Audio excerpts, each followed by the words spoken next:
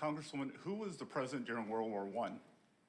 I don't know, but clearly you are not answering my question. World War I was. Secretary Bessent, since President Trump launched his illegal war in Iran, you've repeatedly assured Americans that higher prices would be temporary.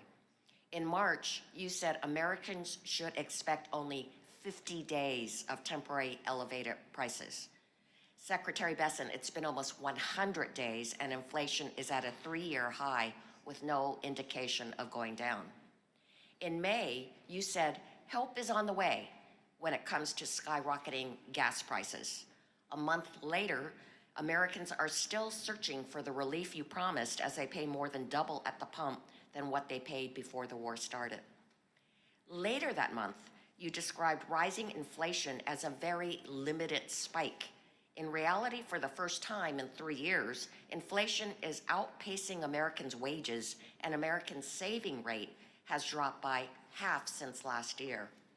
And just yesterday, before the Senate Finance Committee, you again characterized inflation as a short-term blip.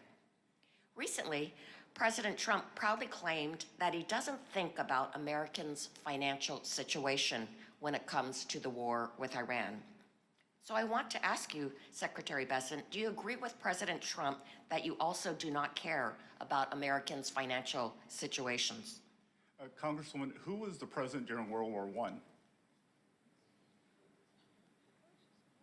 Can you, No, are you refusing to answer my question? No, I'm asking, who was the president during World War I?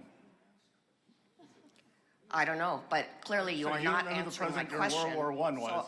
Well, let me tell you. So I'm clearly getting the idea that you do not want to answer whether you agree with President Trump that you do not care about Americans' financial situations. President Trump does care about Americans' financial situation. Well, he actually said that he doesn't. No, that is a truncated thing, like everything is, that he is future-proofing, because I can tell you, Americans' financial situations would be devastated if Iran got a nuclear weapon and there was a permanent shutdown of the flow of energy out of the Middle East. Well, then let me ask you, was your prediction... I promise you that I'm taking my time back. I will promise you that President Woodrow Wilson, who was president during World War I, the Germans did not attack us. That he got into that. Well, you're not answering the question, so let me ask this. And I guarantee was your prediction that Americans would face only 50 days of temporary elevated prices wrong? You said that Americans would face only 50 days of temporary elevated prices. Was that wrong, since actually, of course, we're at 100 days now? How much have gasoline prices come down from the peak? 7%. Crude prices are down more than 20, and gasoline prices follow crude prices. Well, then reclaiming my time,